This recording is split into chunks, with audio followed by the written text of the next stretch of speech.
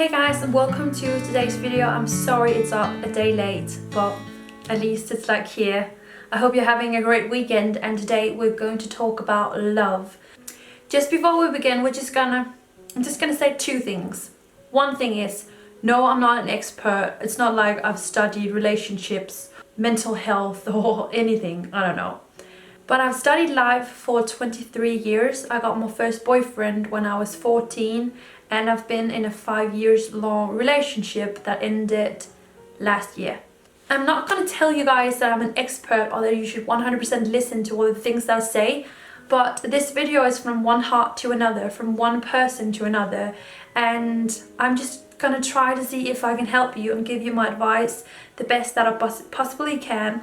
And number two is that I'm going to give each and every question a number, so that it's not just me who can give my best advice, but if any of you have something you want to add, something I just didn't really manage to include or something, you can comment down below the question, like question 3 as an example, and then give your advice as well, or your comment on something. Question number 1. Hey, the one thing I hate about myself is how jealous I get. I know I shouldn't over certain things and it really annoys me. What can I do to help overcome this? From my perspective, there's many ways that you can get jealous, but there is a kind of jealousy that comes from within, I think, because there is some kind of insecurity or some kind of criticism to yourself. Like, jealousy comes from you not feeling you're pretty enough or clever enough or good enough, or like, that's the kind of jealousy that I feel comes from within, that has nothing to do with what your partner have even done. And then for me, there is the other type of jealousy that you can experience, where it's because you don't trust your boyfriend or your partner. It doesn't matter which sex we're talking about, but that the person is maybe testing the boundaries a little, or the person is doing stuff that you aren't really okay with. To me, there is those two kinds of jealousies. The one from within that doesn't really make sense. That might be because you're overthinking, overanalyzing, because you're insecure. And then the one that comes from outside because your partner isn't 100% acting like they should. But from your message, it looks like you don't feel that you should be jealous, that you don't feel like there is a need to really get jealous. It's something that I've been trying to work on a lot as well, and I think it came from me not feeling good enough, me being afraid that maybe I wasn't good enough for my partner and he would eventually find something better. But I think for myself, what I have done is I've really been trying to focus on feeling the best that I possibly can with myself, and that is to start just from do I act the way that I want to act? Do I look the way that I want to look and the way that I feel comfortable within myself?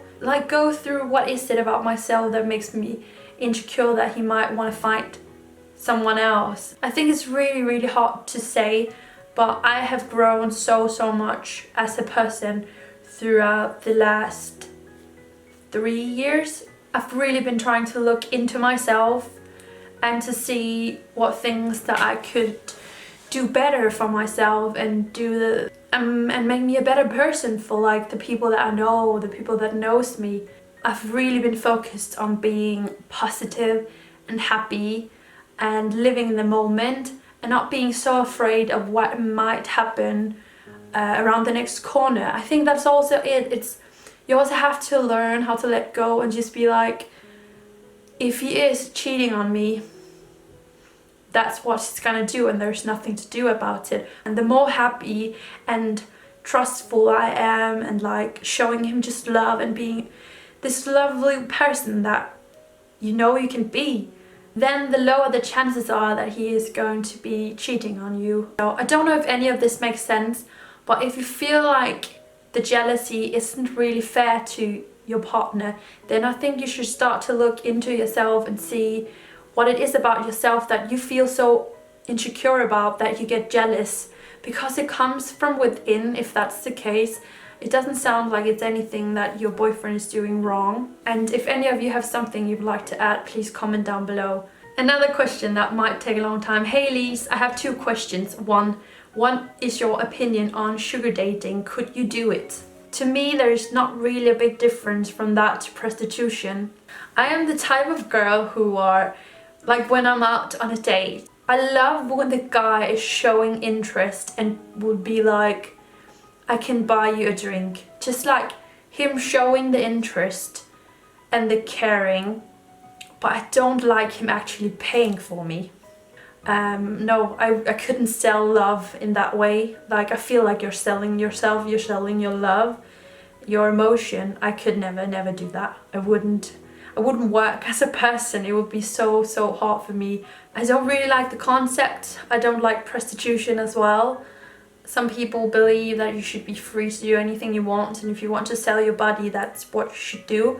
Personally, to me, I don't believe that prostitution is ever a person's first priority. I think it's just often something it leads to when it feels like it's the only way out.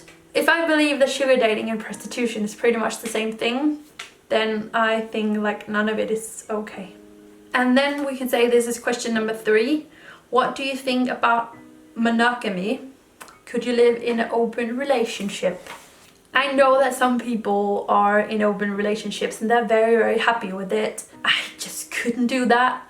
Like, to me, it's an insane thought sharing my partner and him wanting to be with somebody else than me. I just recently started thinking about something. I had a conversation with someone and he pointed out that it sounds like I put emotional contact over physical contact.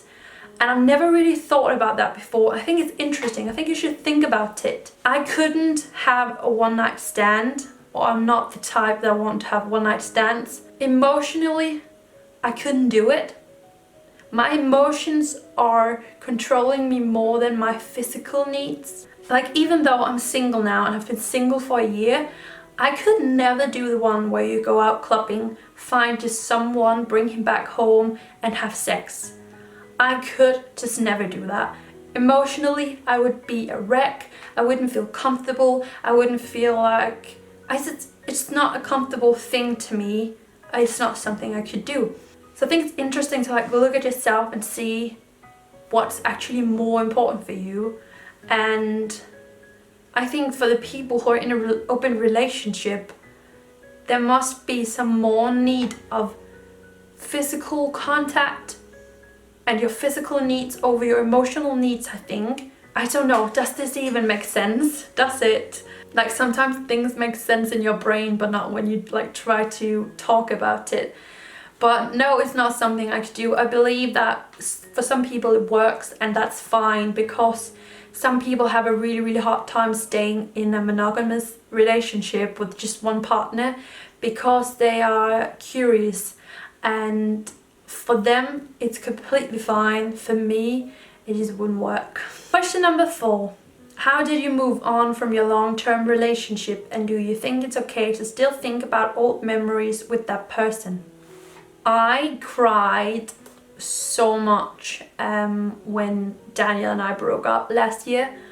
I was totally and completely devastated. I was in a lucky position when we broke up, because Daniel and I were so good at staying friends. We were helping each other out, like trying to find new places to live, helped each other move out of the apartment, and we were like pretty good friends when we moved out. That it helped a bit. It helped when I got my new place, that I could start like decorating, you know, just finding small joys in what seems very horrible. So like, I got my new apartment and I could just have such a nice time finding things to decorate it with and buying plants and just looking at all of the positive things. Also, after we broke up, I went to like every single badminton practice, and I started focusing a lot on remaining friendships. Like, I started seeing friends a lot more than I used to when we were together, because it was suddenly a very big priority of mine. And I think just keeping yourself occupied, but also getting new things that excite you such as a new apartment, or if you haven't moved away from home, it could just be like giving your room a new makeover. It could be dyeing your hair to feel some kind of change, just something to excite you.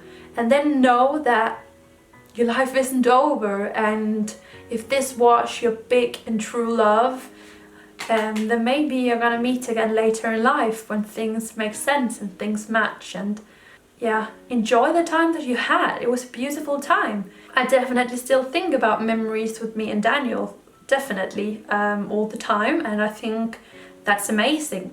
Question number 5. It's about my ex-boyfriend. I met him when I was 15 and we were best friends. After 1 year we fell in love and had a relationship.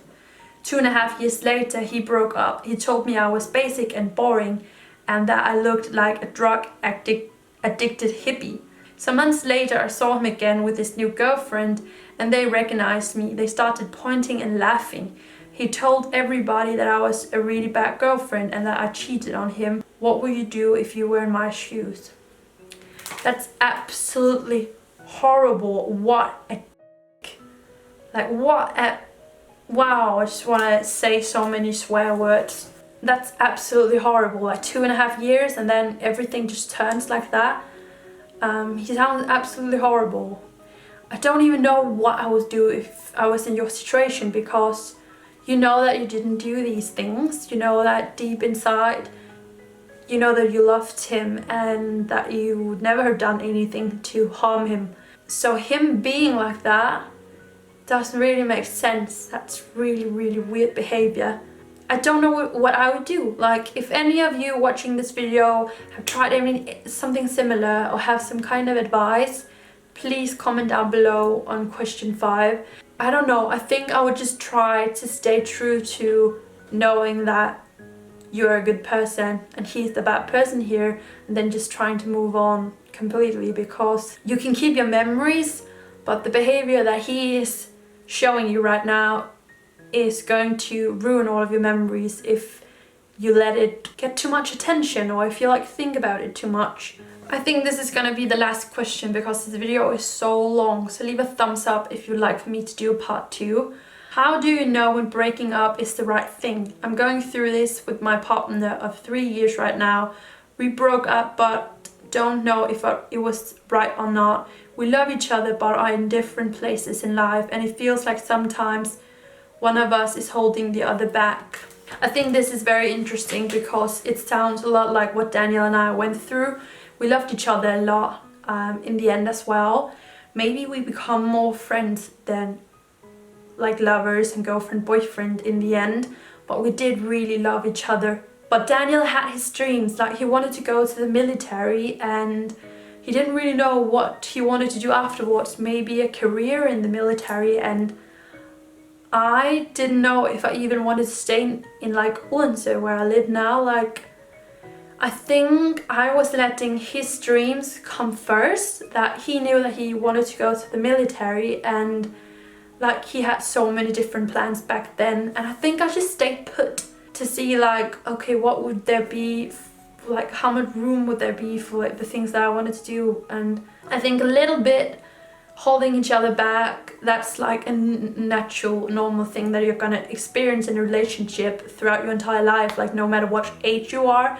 But I think holding each other back when you're in a young age and you still have to get like the best possible education that you can possibly get, that will make you happy throughout your life, and you really like living every moment when you're young, because that's where you learn, that's where you get the education, that's where you get maybe jobs that can give you some inspiration or practice to what you want to do. Like, this time of your life is so important for the rest of it and the outcome. And I think Daniel and I made it to the point where we were like, there's too much holding back, and maybe after like 5 years we were like, we need to get out there and try to do things on our own.